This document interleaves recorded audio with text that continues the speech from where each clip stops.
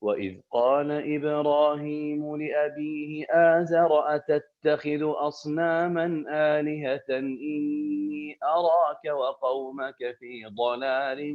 مبين وكذلك نري إبراهيم ملكوت السماوات والأرض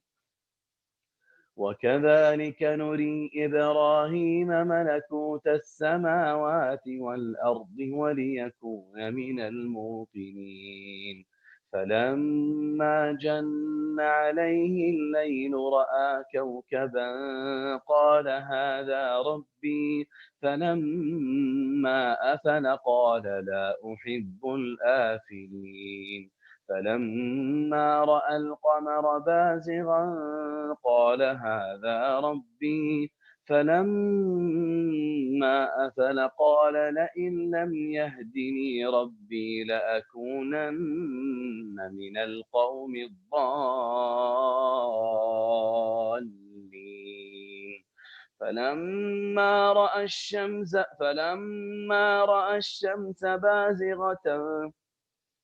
فلما رأى الشمس بازغة قال هذا ربي هذا أكبر فلما أفلت قال يا قوم إني بريء مما تشركون إني وجهت وجهي للذي فطر السماوات والأرض حنيفا وما أنا من المشركين وحاجه قومه قال أتحاجوني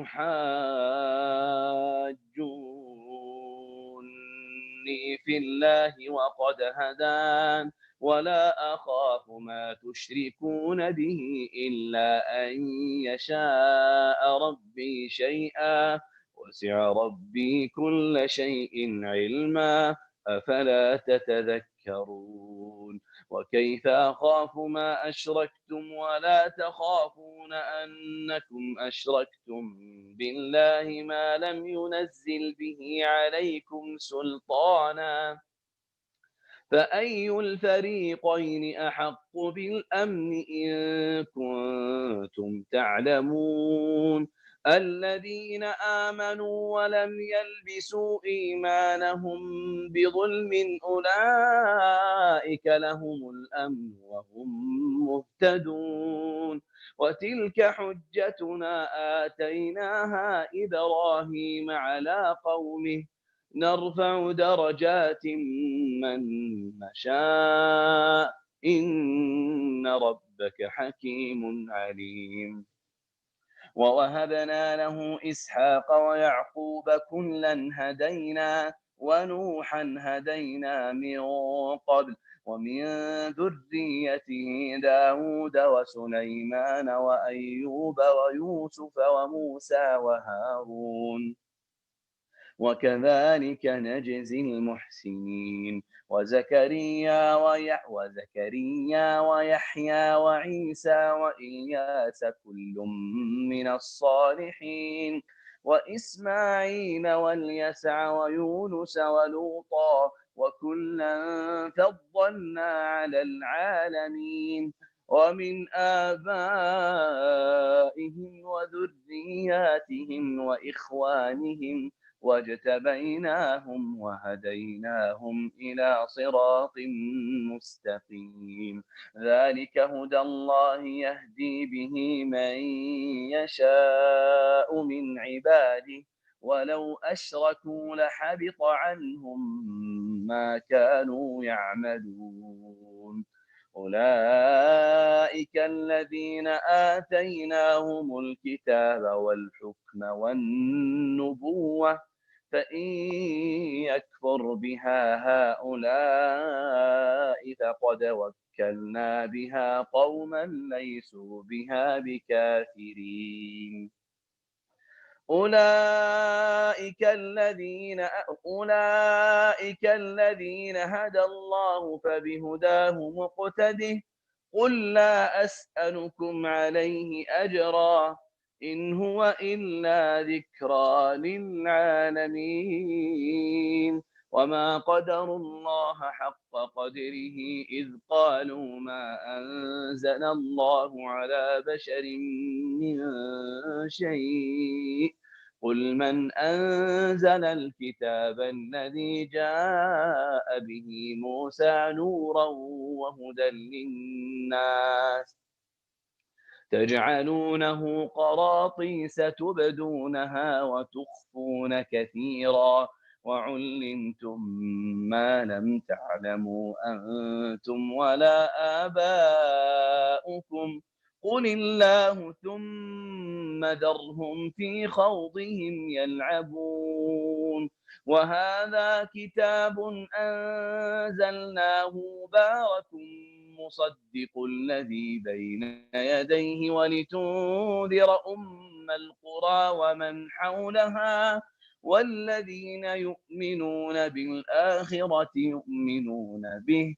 وهم على صلاتهم يحافظون ومن أظلم ممن افترى على الله كذبا أو قال أوحي إلي ولم يوح إليه شيء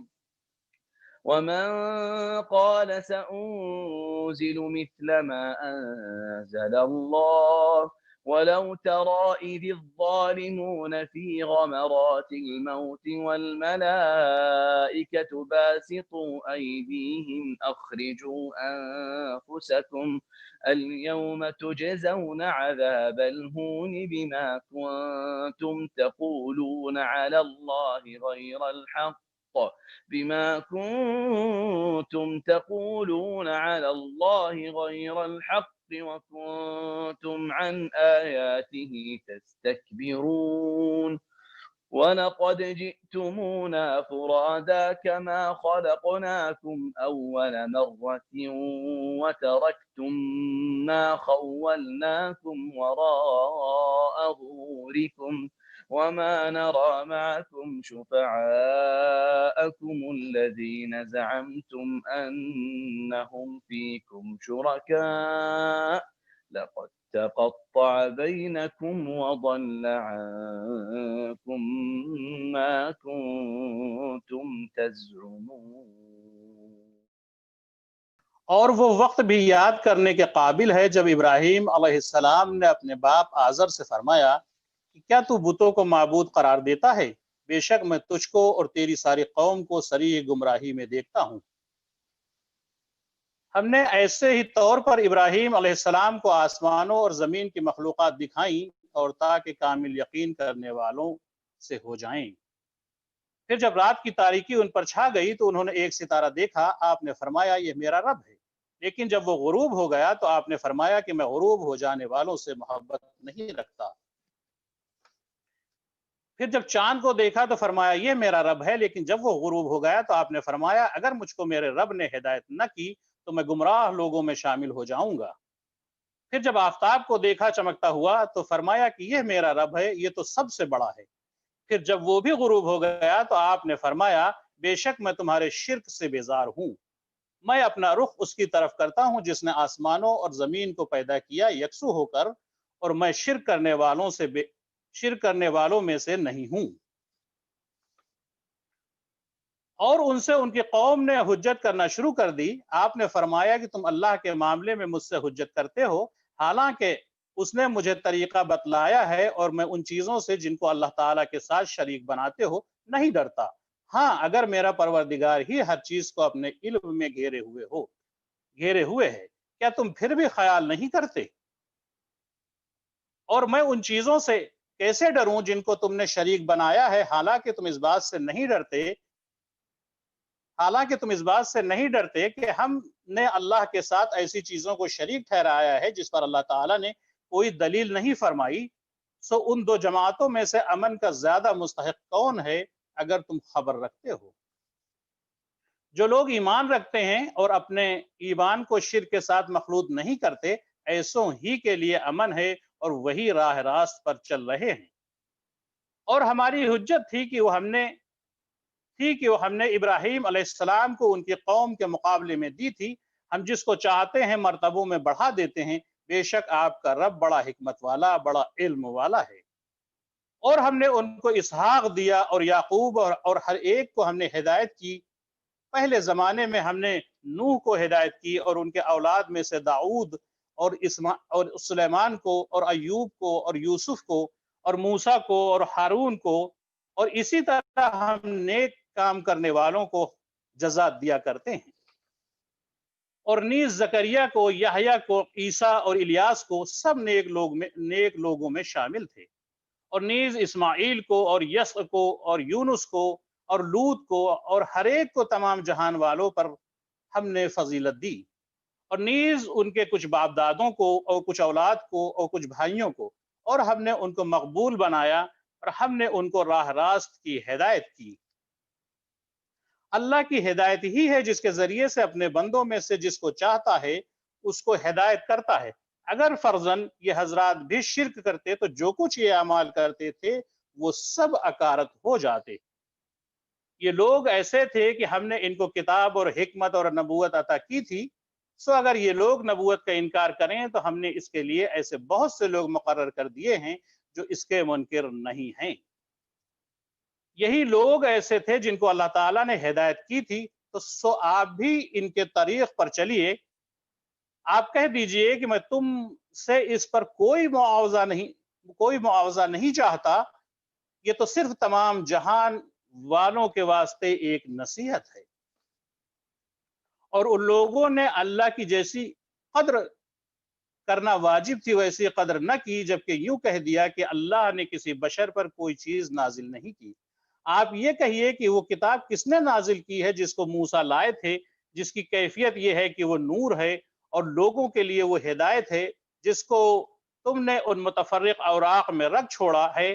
جن کو ظاہر کرتے ہو اور بہت سی باتوں کو چھپاتے ہو، اور تم کو بہت سی ایسی باتیں بتائی گئی ہیں جن کو تم نہیں جانتے تھے اور نہ تمہارے بڑے۔ آپ کہہ دیجئے کہ اللہ تعالیٰ نے نازل فرمایا، پھر ان کو ان کے خرافات میں کھیلتے رہنے دیجئے۔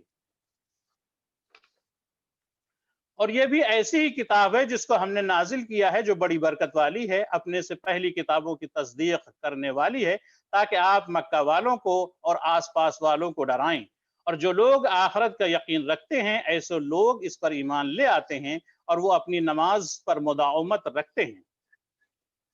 اور اس شخص سے زیادہ کون ظالم ہوگا جو اللہ تعالیٰ پر جھوٹ تہمت لگائے یا یوں کہے کہ مجھ پر وحی آتی ہے، حالانکہ اس کے پاس کسی بات کی بھی وحی نہیں آئی۔ اور جو شخص یوں کہے کہ جیسا کلام اللہ نے نازل کیا ہے اسی طرح کا میں بھی لاتا ہوں، اور اگر آپ اس وقت دیکھیں جبکہ یہ ظالم لوگ موت کی سختیوں میں ہوں گے اور فرشتے اپنے ہاتھ بڑھا رہے ہوں گے کہ ہاں اپنی جانیں نکالو، آج تمہیں ذلت کی سزا دی جائے گی، اس سبب سے کہ تم اللہ تعالیٰ کے ذمے جھوٹی باتیں لگاتے تھے اور تم اللہ تعالیٰ کی آیات سے تکبر کرتے تھے۔ اور تم ہمارے پاس تنے تنہا آ گئے جس طرح ہم نے اول بار تم کو پیدا کیا تھا، اور جو کچھ ہم نے تم کو دیا تھا اس کو اپنے پیچھے ہی چھوڑائے۔ اور ہم تمہارے ہمراہ تمہارے ان شفاعت کرنے والوں کو نہیں دیکھتے جن کی نسبت تم دعویٰ رکھتے تھے کہ وہ تمہارے معاملے میں شریک ہیں۔ واقعی تمہارے آپس میں تو قطع تعلق ہو گیا اور تمہارا دعویٰ سب تم سے گیا گزرا ہوا ہے۔